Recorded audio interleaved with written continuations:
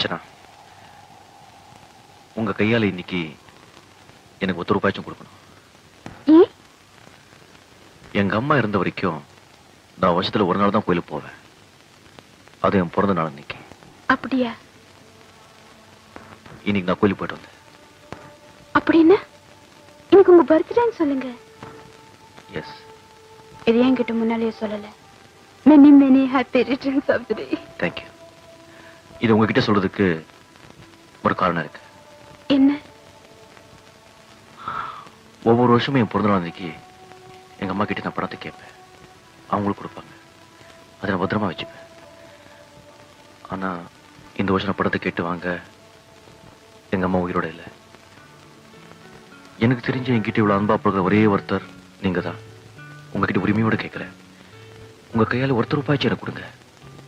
அதை பத்திரமா வாழ்க்கை பூரா வச்சு பாதுகாப்பேன்.